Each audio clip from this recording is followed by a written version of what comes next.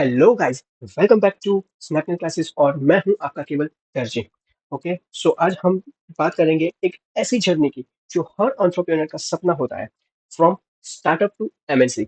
Okay, किस चीज का सपना होता है? From startup to MNC. So यानी एक छोटी सी कंपनी से लेके दुनिया भर में नाम कमाने तक का सफर। और मैं आपको एक्सप्लेन करूंगा हर पॉइंट के साथ रियल एग्जांपल।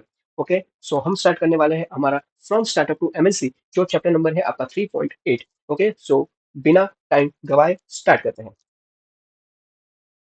सो दोस्तों, स्टार्टअप रेफर करता है to young organisation that has been just launch. Okay, क्या स्टार्टअप क्या होता है कि भाई अभी अभी लॉन्च हुआ है, and there are young and dynamic organisation. Okay, the first stage of the operation it starts from the idea stage. Okay, the entrepreneur then arranged for the funding organization and starts the operation of the organization. Such organization usually funded by the personal finance of the founders. Okay, so ये जो पूरा एक point है, तो इसका मतलब है कि स्टार्टअप एक यंग ऑर्गेनाइजेशन होती है जो कि एक आइडिया से स्टार्ट होती है, एंड फंडिंग भी उन लोगों को मिलती है। ओके, वो लोग पर्सनल फाइनेंस यूज करते हैं of the founders. Okay, personal finance यानी बूटस्ट्रैपिंग भी करते हैं, कोई कोई कोई इन्वेस्टर के पास चले जाते हैं, तो वैसे स्टार्टअप को स्टार्ट होता है। ओके, तो ये आपको शायद समझ आ गया चुका होगा। Definition of the startups in India as per the departmental in DIPP. ऐसे फुल फॉर्म याद रख लेना, क्योंकि कभी कभार आपको एमसीक्यू में डायरेक्ट ऐसा पूछ लेगा कि भाई डीआईपीपी का फुल फॉर्म क्या है, तो आपको चार ऑप्शन दे दिए जाएंगे, तो आपको फिर टिक करना है। तो ये फुल फॉर्म्स आप रट लेना, या तो फिर एक नोटबुक में जितने भी फुल फॉर्म आते जाते हैं, तो वो उसको एक नोटबुक में कहीं पर भी लिखते जाओ। ओके, लाइन बाय लाइन लिखते जाओ। Department of the industrial policy and promotion has follows किया है कि भाई स्टार्टअप, जो स्टार्टअप है, ओके, इंडिया के रूल्स के अकॉर्डिंग अगर कोई बिजनेस, ओके, अगर कोई बिजनेस इनकॉर्पोरेट हुआ है और रजिस्टर्ड हुआ है इन इंडिया में, तो उसको स्टार्टअप की डेफिनेशन में हम इंक्लूड करेंगे। सेकंड चीज, जो 10 not more than 10 years from the date of incorporation, यानी 10 साल से पुराने से कम है। ओके, 10 साल से ज्यादा नहीं हो चुका है वो बिजनेस स्टार्ट हुए हुए, इनकॉर्पोरेशन हुए। ओके, वो कम होना चाहिए। उसका annual turnover not exceeding 100 crore in preceding financial, यानी उसका पास्ट फाइनेंशियल ईयर का जो भी एनुअल टर्नओवर है वो 100 करोड़ से ज्यादा नहीं होना चाहिए। And last point, scalable business model with good potential of the generation of the employment. Okay, like scalable model है, तो वो स्टार्टअप कहलाता है। ओके, स्केलेबल मॉडल पे होना चाहिए वो बिजनेस। ओके, वो स्टार्टअप जो कि जनरेशन ऑफ एम्प्लॉयमेंट भी कर पाए। ओके, सो बहुत सारे लोगों को क्वेश्चन रहता है ना कि भाई स्टार्टअप एंड बिजनेस, लाइक बहुत सारे बिजनेस हो चुके हैं, लाइक रिलायंस हो चुका है, ये फिर टाटा हो चुका है, अदानी हो चुका है, तो उसको क्या हम स्टार्टअप बोलेंगे? तो मेन चीज आपको अभी पता चल जाएगा कि भाई डीआईपीपी ने क्या बोला है। स्टार्टअप, स्टार्टअप की डेफिनेशन में कौन आ सकता है? ओके, ये बहुत मोस्ट इंपॉर्टेंट है, बहुत मोस्ट इंपॉर्टेंट है। आपके जनरल नॉलेज के लिए भी बहुत इंपॉर्टेंट है। कोई आपको पूछे कि भाई स्टार्टअप एंड बिजनेस में डिफरेंस क्या है, तो उसको बोलना सिंपल बता बोल देना कि भाई डीआईपीपी, जो department of industrial policy and promotion जो है, तो उन्होंने बोल रखा है कि भाई स्टार्टअप इन इंडिया किसको हम बोलेंगे, डेफिनेशन में हम किसको इंक्लूड करेंगे, तो भाई जिसका जो भी एंटिटी है वो रजिस्टर्ड होना चाहिए, कहाँ? इंडिया में होना चाहिए। सेकंड, उसको 10 साल से पुराना नहीं होना चाहिए, like the greater not more than the 10 years from the date of incorporation. Third चीज की भाई उसका एनुअल टर्नओवर जो है, वो एनुअल टर्नओवर है वो 100 करोड़ से ज्यादा, 100 करोड़ से ज्यादा नहीं होना चाहिए। एंड लास्ट वन, कि वो स्केलेबल बिजनेस मॉडल होना चाहिए with potential for the generation of employment, जो एम्प्लॉयमेंट जनरेशन कर दे सके, लाइक एम्प्लॉय को जॉब दे सके ज्यादा से ज्यादा। ओके, तो ये चार चीज को आपको स्टार्टअप में इंक्लूड हो सकता है, डेफिनेशन में इंक्लूड हो सकता है, तब हम बोलेंगे कि स्टार्टअप है। ओके, चलो ग्रेट। ओके, और इसका मेन एग्जांपल हम बात करें कि रेजोर पे। ओके, तो शायद आपने सुना होगा कि आप जब भी अभी कोई एजुकेशन वेबसाइट पे आप विजिट करना चाहते हो या फिर आप पेमेंट करते हो, तो आपको लास्ट में जो पेमेंट ऑप्शन दिखा है वो रेजो पे का दिखाता है। ओके, सो वो एक इंडियन स्टार्टअप कंपनी है जो कि पेमेंट सॉल्यूशन देते हैं, स्टार्टअप के लिए बनाया गया है, और अब B to B like business to business ecosystem में भी मेजर प्लेयर बन चुका है। ओके, सो इसका मैंने एग्जांपल भी आपको बता दिया है। अब हम आगे बात करने वाले हैं features of the startups. Okay, क्या है फीचर्स ऑफ द स्टार्टअप्स, विशेषताएं क्या है स्टार्टअप्स की? तो फर्स्ट है age, employment generating focus, problem solve and flexible. Okay, बहुत इजी पॉइंट है। ओके, लाइक आप इसको शॉर्ट ट्रिक में बात करें तो ईपीएफ और ईपीएफ और ईपीएफ ऐसा भी आप लिख सकते हैं। और ईपीएफ और यानी ए यानी एज हो गया आपका, ई यानी एम्प्लॉयमेंट जनरेटिंग, ओके, पी यानी आपका प्रॉब्लम सॉल्विंग, एंड एफ यानी फ्लेक्सिबल। ओके, और ईपीएफ। ओके, शायद और ईपीएफ थोड़ा अच्छा नहीं लगता है, रुको आप थोड़ा चेंज कर देते हैं। चल भाई, चल चल चल चल, थोड़ा हैंग हो जाता है।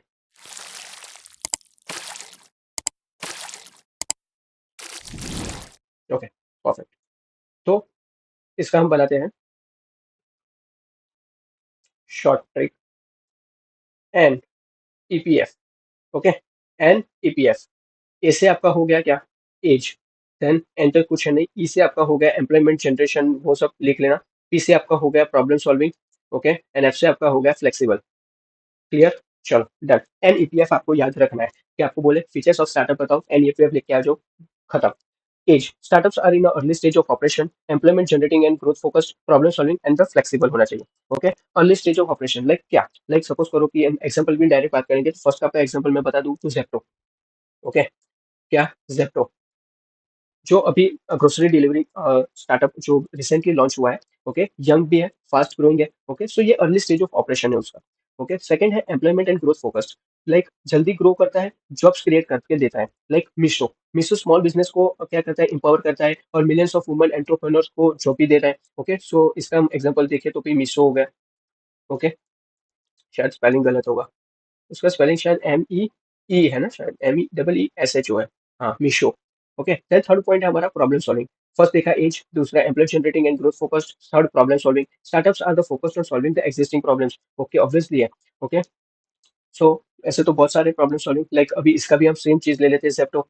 ओके, कि भाई उन्होंने देखा कि भाई 10 मिनट वाला जो एक उन लोगों ने कॉन्सेप्ट लेके आया कि भाई 10 मिनट के अंदर हम डिलीवरी कर देंगे, तो एक प्रॉब्लम था कि भाई जल्दी से डिलीवरी नहीं कर पाते, तो इन लोगों ने वो प्रॉब्लम को सॉल्व करके 10 मिनट में कर दिया। Then flexible, startup is dynamic and ready to adopt any situation, like Zoom. Suppose करो कि पेंडेमिक का टाइम था तो फ्लेक्सिबल था, बन गया था, लाइक एजुकेशन और बिजनेस दोनों के लिए जूम, लाइक फिर जितने भी ऑनलाइन प्लेटफॉर्म थे, मीट हो गया, ये हो गया, ओके, सो जूम हो गया, तो ये सारे क्या हो गए कि एडप्ट एनी सिचुएशन, उन लोगों ने फ्लेक्सिबल कर बना दिया अपने चीज को। ओके, तो हर सिचुएशन में एडजस्ट करने की एबिलिटी वो रखना है। ओके, तो वो स्टार्टअप होता है। तो फीचर्स ऑफ स्टार्टअप मैंने बता दिया, age, employment generating, problem solving and flexible. Okay, चलो नाउ स्टार्टअप आगे बात करते हैं कि भाई problem face by the startups, कैसे कैसे प्रॉब्लम फेस करते हैं स्टार्टअप्स। अरे यार, थोड़ा थोड़ा इश्यू आता ही जाता है, just wait. Yes, problem face by the startups. Okay, many startups fail because of the following reason. कौन कौन से प्रॉब्लम्स फेस करने पड़ते हैं एक स्टार्टअप्स को? ओके, और स्टार्टअप्स क्यों फेल होते हैं, तो उसके रीजन आपको दिए हैं। भाई लेक ऑफ प्लानिंग, ओके, उन लोगों का जो स्ट्रेटेजी का प्लान प्रॉपर नहीं होता। ओके, तो वो होता है। Then ineffective management, then not able to raise capital. Ineffective management यानी टीम मैनेज नहीं कर पाते, अनएबल टू रेज कैपिटल यानी पैसा नहीं मिलता है। Okay, then lack of marketing strategy, okay, like awareness नहीं होती है। देन रेगुलेटरी इश्यूज, यानी लीगल या कंप्लायंस से प्रॉब्लम होता है। Okay, then not getting the right resources, okay, सही टीम या टैलेंट नहीं मिलता। ओके, तो बहुत सारे ऐसे प्रॉब्लम्स है, ओके, कि जो फेस करते हैं हमारे जो स्टार्टअप्स है, नए नए स्टार्टअप्स आते हैं तो वो फेस करते हैं। ओके, तो ये एक बार देख लेना, शायद एग्जाम में आपको आ जाए तो आपको लिखने को पता चले कि भाई प्लानिंग परफेक्ट नहीं था, इनफेक्टिव मैनेजमेंट था, वो लोग को एबल नहीं थे रेस कैपिटल करने के लिए, मार्केटिंग स्ट्रेटेजी में लैक ऑफ था, रेगुलेटरी इश्यूज आते रहे थे। Okay, know getting the right resources. Okay, तो ये सारे पॉइंट्स आपको मिल जाएंगे कि जो प्रॉब्लम फेस कर रहे हैं अभी के स्टार्टअप्स। फिर क्या होता है, आगे चलते हैं startups unicorn and decacorn. Okay, तो किसको हम यूनिकॉर्न बोलेंगे, किसको हम डेकाकॉन बोलेंगे, तो ये भी हम देखने वाले हैं। तो यूनिकॉर्न रेफर्स करता है कि भाई जिसकी स्टार्टअप्स का वैल्यूएशन $1 बिलियन से ओवर होता है। ओके, $1 बिलियन से ओवर होता है, तो उस वैल्यूएशन को, लाइक उस वैसी कंपनियों को, वैसे स्टार्टअप्स को बोलते हैं हम यूनिकॉर्न। ओके, और डेकाकॉन्स को क्या बोलते हैं, privately held firms that exceed the valuation of $10 billion come. Okay, जिसका $1 बिलियन से ज्यादा वैल्यूएशन हो तो उसको क्या बोलेंगे, यूनिकॉर्न, एंड $10 बिलियन से ज्यादा हो तो क्या बोलेंगे उनको, डेकाकॉन्स। ओके, सो 7 सितंबर 2022 का एक यहाँ पे लोगों ने रिपोर्ट दिया है कि वो एक 107 यूनिकॉर्न्स है with the total valuation of the 340.79 billion dollars. Okay, so मुझे एक चीज कमेंट करके बताना कि हाल ही में इंडिया में कितने यूनिकॉर्न्स हैं, ओके, और डेकाकॉन्स है। तो ये अभी मुझे रिपोर्ट बताना हाल ही का, लाइक जो अभी रिसेंट जो अभी हमारा चल रहा है 2025 का ईयर। ओके, तो इसका रिपोर्ट मुझे बताना कि इंडिया में कितने यूनिकॉर्न्स बन चुके हैं और कितने डेकाकॉन्स बन चुके हैं। ओके, तो ये मुझे कमेंट सेक्शन में चाहिए, सभी के पास से आंसर चाहिए, जिन लोगों ने भी यह वीडियो देखा है तो उसके पास से मैं आंसर की एक्सपेक्टेशन रखता हूँ कि मुझे आंसर चाहिए। ओके, गूगल पे जाओ, सर्च करो, ओके, थोड़ा बहुत रिसर्च करो, क्योंकि बहुत अच्छी चीज है रिसर्च करना। यहाँ पे दिया गया है कि भाई 4 स्टार्टअप्स है इंडिया के कि जो डेकाकॉन की लिस्ट में है, लाइक क्या, फ्लिपकार्ट, बाइजूस, नाइका और स्विगी। ओके, इससे भी ज्यादा बहुत होंगे, तो वो भी मुझे बताओ कौन कौन से। ओके, अभी हम बात करने वाले हैं MNC.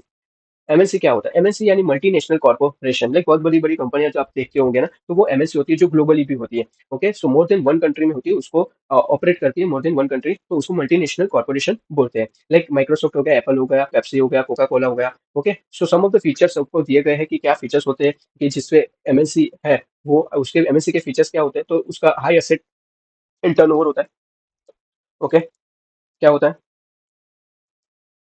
High assets, huge asset है उनके पास, ब्रांचेस इन डिफरेंट कंट्रीज में, हाई ग्रोथ होते हैं, इम्पैक्टफुल मार्केटिंग इनिशिएटिव्स लेते हैं। ओके, लाइक इसको हम बोल सकते हैं कि स्ट्रॉन्ग ब्रांड मार्केटिंग। ओके, फिर गुड ह्यूमन रिसोर्स होता है, क्वालिटी प्रोडक्ट्स होता है। तो इसमें मुझे कोई समझाने की जरूरत नहीं है, बहुत इजी टू अंडरस्टैंड है। ओके, आप समझ सकते हो खुद से भी। एडवांटेजेस क्या होता है being an MNC? Okay, advantages क्या होता है of the becoming an MNC? So efficiency, access to large market, low production cost and innovation. So efficiency के यानी क्या कि भाई लार्ज स्केल पे ऑपरेट करते हैं वो लोग। एमएनसी क्या करते हैं? लार्ज स्केल पे ऑपरेट करते हैं। Then access to large market यानी वर्ल्ड वाइड कस्टमर है उनके पास। लो प्रोडक्शन कॉस्ट यानी मास प्रोडक्शन से कॉस्ट कम होता है। ओके, आपको तो मास प्रोडक्शन पे ध्यान देना। Innovation, okay, and R N D में इन्वेस्ट होता है। ओके, तो इनोवेशन कब होता है कि भाई आर एन डी से आपका इन्वेस्ट, आर एन डी से आपका इनोवेशन आएगा, तो आर एन डी में भी वो लोग कॉस्ट करते हैं, लाइक इन्वेस्ट करते हैं, तभी जाके उन लोगों का इनोवेशन बहुत अच्छा रहता है। Like next point है हमारा, last point है startup to MNC the journey. Okay, the many startups have able to convert themselves into MNC. There are the multiple examples where the startups are now globally present.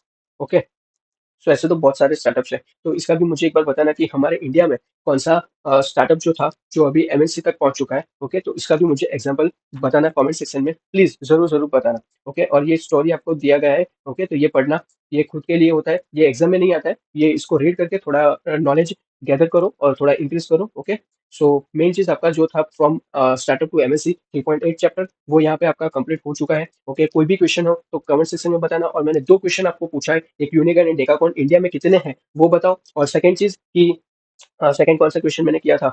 चलो चलो जल्दी जल्दी। अच्छा, startup MNC, जो अभी startup से MNC हो चुके हैं वैसी कंपनी के दो तीन नाम मुझे बताना। ओके, तो ये दो क्वेश्चन के आंसर मुझे कमेंट सेक्शन में चाहिए चाहिए और चाहिए ही। सो कुछ भी करो, आप गूगल पे जाओ, सर्च करो। ओके, थोड़ा आइडेंटिफाई करो, थोड़ा रिसर्च करो। ओके, और फिर मुझे कमेंट सेक्शन में आंसर दो। ओके, सो जिन लोगों को भी क्वेरी है तो वो तो हो गया। और मेन चीज कि भाई वीडियो को लाइक करो, शेयर करो एंड चैनल को सब्सक्राइब करो। एंड बहुत सारे अभी आपके टॉपिक्स बाकी है, तो उसको एक एक करके हम कवर करते जाएंगे। ओके, सो तब तक के लिए सोचो smart, plan sharp and build big. Okay, thank you so much, मिलते हैं नेक्स्ट लेक्चर में। Bye, tata, bye bye.